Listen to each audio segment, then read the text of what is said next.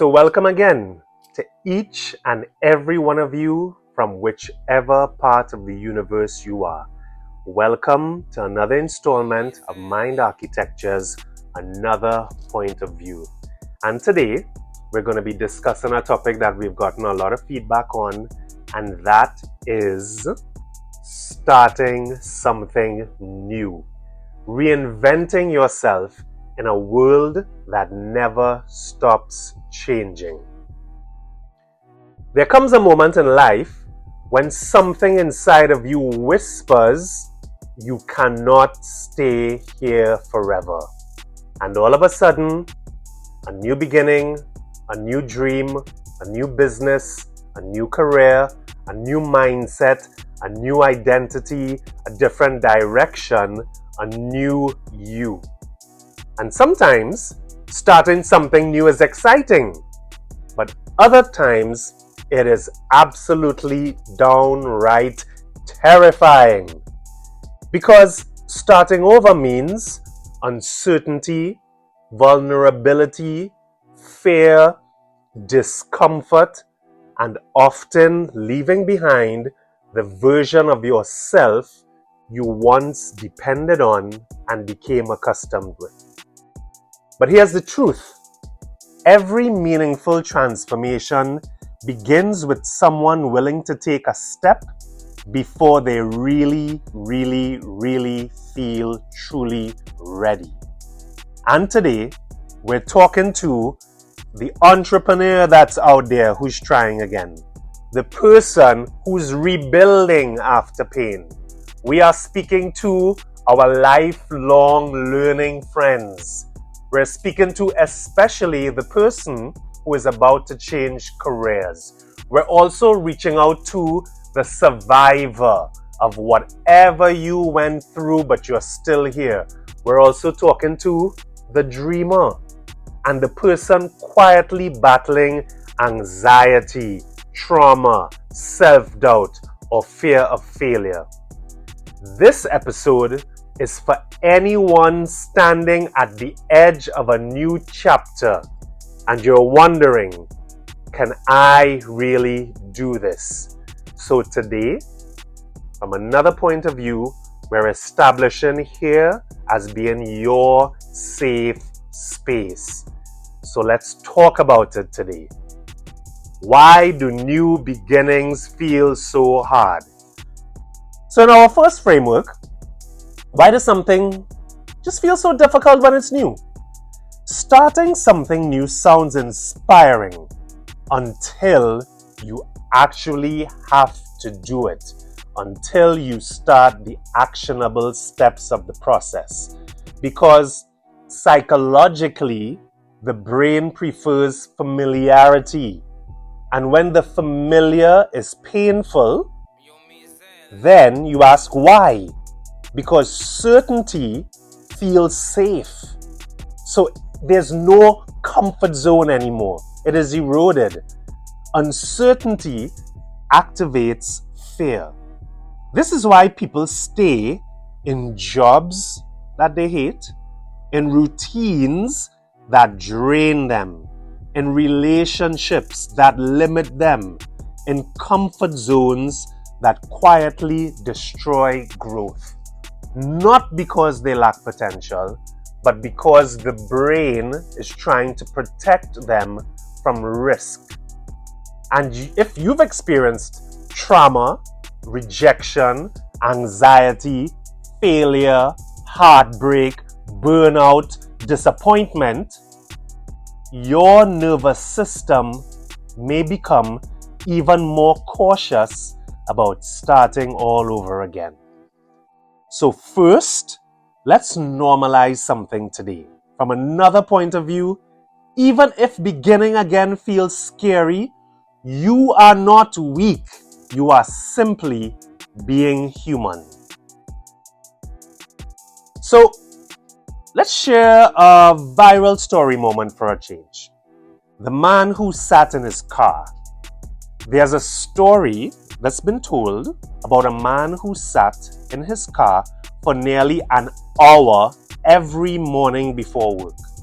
Not because he was lazy, not because he lacked ambition, but because he was emotionally exhausted. He had dreams, ideas, enormous potential, but anxiety, pressure, fear, and years of disappointment had convinced him that survival was safer than growth. His comfort zone was great, but there it had no growth. Every day he imagined starting the business, the degree, the healing journey, the new chapter, but doubt whispered and even sometimes shouted, "What if you fail again?" And one morning, something changed. Not externally, but internally. He realized, if I stay here forever, fear still wins. And that changed everything for him. The power that he got, because courage is not the absence of fear. Courage is movement despite your fears. And many people watching this right now are waiting to feel confident before they begin. But confidence rarely ever comes before action. Confidence is built through your consistent, disciplined actions. The brain does not care what you think. It cares what you do. So this is a perfect segue to talk about the reinvention in the modern world. We are living in one of the most transformative periods in human history. Industries are evolving. Technology is changing. Artificial intelligence is reshaping work. Careers are transforming faster than ever before. And one of the greatest skills of the modern world is reinvention. It's a skill set. The ability to evolve without losing yourself. The ability to learn continuously. The ability to adapt emotionally, psychologically, and professionally. Because the future belongs to people who are willing to start again, learn again, fail again, grow again, believe again, and succeed again. So let's chat a little bit about the psychology of self-doubt. Let's talk about it. Let's talk about doubt, because this is our safe space. Self-doubt is one of the greatest invisible barriers to human potential. And often, self-doubt is not truth. It is conditioning. It is past criticism, fear of judgment, trauma, rejection, comparison, perfectionism. Your mind begins creating stories like, I am not ready, I'm too late, what if people judge me, what if I fail? But here's something powerful from cognitive psychology. Thoughts are not always facts. And one of the greatest forms of emotional intelligence is learning to question your own limiting beliefs. So I'll tell you, point of view. CFO says, what if we invest in them and they leave? And the CEO says, what if we don't invest in them and they stay? So cognitive psychology brings forth really powerful thinking that propels us, that fuels us, that engages us to invest in ourselves and move forward in our power. And one of the tools that we could use today, I'm going to share, is what we call, from a psychology standpoint, the reframe method. Instead of asking, what if I fail? Ask, what if this changes my life? Instead of, I'm not ready, ask, what small step can I take today? Your brain follows the questions that you repeatedly ask. Reframe method encourages you to ask yourself repeated questions that can increase positive outcomes. And it's a great moment, it's a great segue to really chat a little bit about resilience after pain and trauma. From a therapist's seat, we recognize some people are not just starting something new, but they are often rebuilding after survival. And that requires a different kind of strength. Trauma changes the nervous system. It can create hypervigilance, fear, emotional exhaustion, avoidance, and even what we call self-protection. But positive psychology teaches us something deeply important. People can grow through adversity. You do not need to be 100% healed to start your journey. And this is what we refer to as post-traumatic growth. Not because pain is good, but because healing can produce wisdom, resilience, emotional depth, empathy, purpose, and transformation. You are not defined only by what happened to you. You are also and more so powerfully defined by what you choose to become after it. And we're going to share a second tool now, and this is called what we call the resilience triad. To strengthen your resilience daily, you can regulate your mind by breathing, mindfulness, and emotional awareness. And to protect your energy, which is not infinite, you build your energy and you protect your energy by rest, by boundaries. And I'd like to clarify, create boundaries, not walls, but boundaries, and also have a system of self-care to help with your recovery.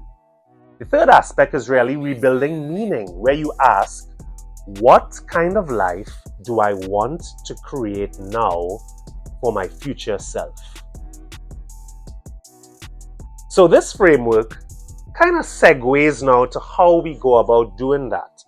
And we're going to introduce what we call the power of micro actions. Many people never begin because they are overwhelmed by the size of the goal. But transformation rarely happens all at once. It happens through small actions and repeated consistency. One email, one application, one workout, one chapter, one conversation, and it starts with one day of courage. Psychologically, action reduces that anxiety that you have because it reduces the cortisol and it increases the dopamine, oxytocin, endorphins, serotonin, because movement creates evidence. Evidence creates belief, and belief builds momentum. And with that momentum, this is really about what we coach most young elite sports personalities with. Ask yourself daily about embracing the 1% rule. What is one small action that moves my life forward? What is one small action that increases my training? What is one small action that increases my output? Small progress compounds into massive transformation over time. Discipline looks like nothing is changing until everything changes. And if we reflect, there's a Japanese philosophy called Kaizen, Kaizen. And that Japanese philosophy is about continuous improvement, becoming 1% better every day. And this moves us to our next framework. And this is really how we build a new identity. Because a big part of starting something new now means that you kind of let go some of the old you and you leave it in the past as you build a new identity today in your current form for your future self and your future destiny. And one of the deepest truths about this growth is this: you cannot create a new future while constantly identifying with the old version of yourself. I'm going to say that one more time because I know that I'm connecting with someone in my audience today. You cannot create a new future while constantly identifying with the old version of yourself. At some point, you must begin seeing yourself differently. Not just, I want success, but I am becoming someone capable of success. Identity drives behavior through your purpose, and behavior shapes your destiny along your journey. This is why affirmations alone are not enough. Your actions must begin aligning with the person you are becoming today. And the fourth tool we're going to share from a psychologist's chair is future self-visualization. And I'd like everyone to do this with me. Close your eyes for a second and imagine the healed version of you, the confident version, the disciplined version, the resilient version. And now ask, what would that version of me do today, right here, right now? And start right here. And finally, this is a message that everyone needs to hear. If you are starting new today, right now, with purposeful intentions, please hear this clearly. You do not need to have everything figured out to begin. You do not need perfect confidence. You do not need perfect timing. You do not need perfect certainty. You only need willingness. Willingness to try again. Willingness to believe again. Willingness to heal again. Willingness to learn again. And willingness to move forward despite any fears that may be lingering. Because the people who transform their lives are not always fearless. They are simply people who decided, I refuse to let fear make my decisions forever. And maybe this new, magical, amazing chapter, this new beginning of yours that you are embracing, this uncomfortable season is not breaking you. Maybe it is introducing you to the person you were always capable of becoming. And remember, you don't need to be great to start, but you do need to start in order to be great. So this has been another point of view by Mind Architecture, where psychology, resilience, emotional intelligence, human performance, health and wellness and transformation come together to help people thrive today in a changing world. If this message has impacted you, be sure to like, subscribe, or just simply share with someone who's starting over today. And remember, every expert was once a beginner. Every transformation started with uncertainty, and every new beginning carries the possibility of a completely new life. We look forward to seeing you in the next episode. So, from another point of view, see you in our next frame. Be well, be powerful, be great, be loved by all and yourself. The universe is saying yes to your success.